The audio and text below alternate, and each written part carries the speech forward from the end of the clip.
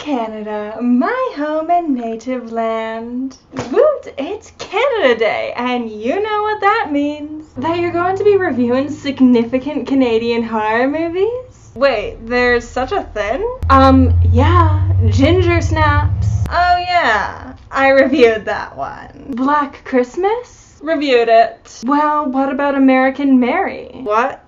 You know, the feminist rape and revenge flick by the Soska sisters, starring your celebrity crush, Catherine Isabel, the one that you've been meaning to review forever. You just haven't, because you can't admit to yourself that it's not that good of a, I know, Beavers. What? What's more Canadian than Beavers? Before we get started, make sure that you subscribe to this channel and click that little bell thingy to get notified. I post regular movie reviews and gameplays, all with a horror theme to them. So trust me when I say that you won't want to miss what's coming. Don't believe me? Stick around to the end of the episode to find out what movie I'll be discussing next time. Zombeavers is a 2014 horror comedy written by Al Kaplan, John Kaplan, and Jordan Rubin. The three of them put together a proof of concept trailer using clips from multiple horror movies as well as BBC nature documentaries. And using this, they were able to gain funding from Bender Spink and Armory Films. When the first trailer was released in February of 2014, it went viral, gaining over 1 million views in less than a week.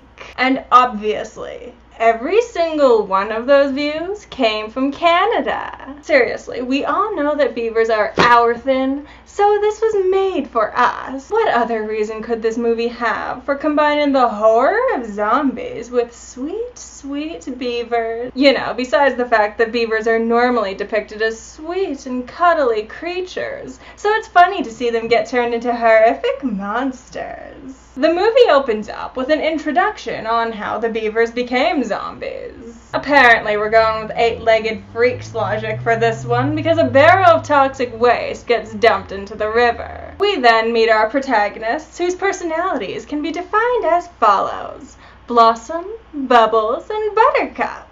Seriously, even their hair matches. It's kind of freaky. The Powerpuff Girls are headed to Blossom's uncle's cabin for the weekend because Bubbles is sad that her boyfriend cheated on her and now they want a weekend away from boys. No texting and no boys for the entire weekend. Wow, that sounds so awesome. Shut up. The three of them get settled in, and then they decide to go for a swim. Or rather, Blossom and Bubbles decide to go for a swim, and Buttercup decides to go for a skinny dip. Eventually, they come across the beaver dam, talk about beavers for a little bit, and then creepy old guy shows up to act like a creepy old guy. Look at you three little heifers. Heifer, a young female cow who has not yet born a calf. Ew. You know, you might want to cover up. We got decent folk out in this neighborhood. The girls return to the cabin where they're confronted by the boys they were trying to get away from. Oh no, what a conundrum. Fortunately, the boys can be described very simply too. Archie, Jughead, and, Douchebag. Douchebag is Bubbles' boyfriend, and he convinced the other boys to drive him out to the cabin with promises of sex with Blossom and Buttercup. Why would he go to such lengths? Because he wants to convince Bubbles to, you know, forget that whole cheating thing. The conversation seems to be, well, going. They have sex, and then Bubbles is immediately mad at him again afterwards, so... But the whole thing gets forgotten when they get attacked by a zombie beaver. And can I just say, as much as I appreciate that this movie decided to use animatronic beavers as opposed to CGI ones, they still look awful. Anyway, there's just one beaver, so they shrug it off as rabies and go swimming the next day. Jughead starts pulling this funny prank where he pretends to get pulled underwater and he comes back up screaming, and the whole scene plays out as though it's a joke. But then it turns out that his foot was actually severed, with the worst special effects that I've ever seen. So I guess we were just supposed to take that scene seriously. Everyone runs back to the cabin to barricade themselves against the sudden horde of Zombeavers after them. But in the heat of the moment, Buttercup reveals that it was actually Blossom who slept with Bubbles' boyfriend. Dun dun dun. After this, it's determined that they need to get Jughead to the hospital, and so Archie and Buttercup volunteer. specifically so that our love triangle can sit through the most uncomfortable zombie apocalypse ever. Trying to escape, they discover that the beavers have chewed a single tree down on the road because, beavers tend to do that. Archie ends up getting killed, leaving Buttercup and Jughead to get rescued by Crazy Old Guy, who I guess is a hero now, so all of his jerk-face comments are just charming. Even in the middle of a zombie apocalypse, he still finds time to slut-shame Buttercup, don't worry. I thought I told you to cover up. Back at the house, everyone is enjoying a nice, calm conversation over tea. Oh wait, did I say tea? I meant they're screaming at each other. The Zombeavers break in, and I have good news and bad news. The good news is, the love triangle plot is over! Yay! The bad news is it ends with Bubbles, the only likable one, getting eaten by beavers.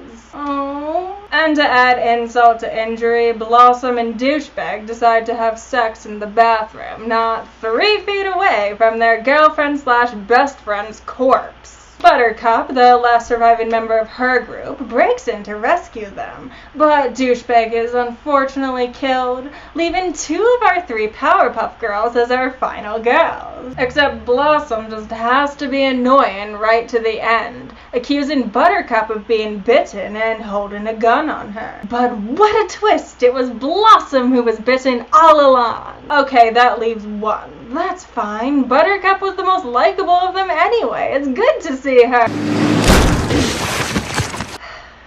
Really?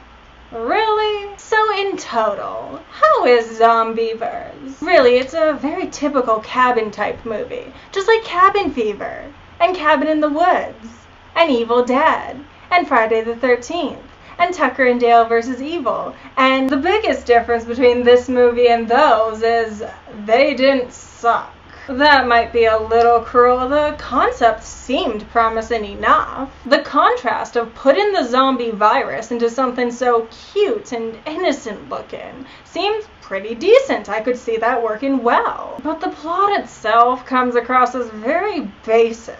You've got your cabin, you got your young people, you got your sex and your conflict and your gore. But it all feels very paint by number, and the movie just isn't offering enough to make up for that. It would be another story if the movie was really funny or if the special effects were really good, but that just isn't the case. I mean, really, look at this poster. What do you expect when you look at this poster? The advertising set up expectation for a gory sex comedy, but even low-hanging fruit gets overlooked. I mean, come on. The movie is called Zombeavers. How do you only use that joke once and from the creepiest character in the movie? We were looking for beavers. Well, hell, ain't we all? It's like they were worried about being taken as too vulgar, which I would completely accept if it wasn't for the fact that Buttercup is looking at dick pics on their way into the cabin, so apparently they only want to be vulgar some of the time. And you don't tune into a movie called Zombeavers because you're looking for restraint. And the gore is, well, it's there, but it's so bad looking that it barely counts. There is one good thing about this movie, and that is that it has beavers. And I love beavers. I'm Canadian. 11 Tim Hortons double-doubles and Timbits out of 10 because beavers. Nah, for real. It's probably closer to 2 hockey sticks out of 10. It wasn't offensively bad, but it wasn't good either. Don't forget to subscribe to this channel and click that little bell thingy to get notified. Because next time, we're celebrating the 4th of July and talking about the Purge franchise. Give this video a like if you enjoyed it, and while you're down there, why don't you leave me a comment? Let me know what your favorite Canadian horror movie is. Thank you so much for watching, my pets, and I will see you next time.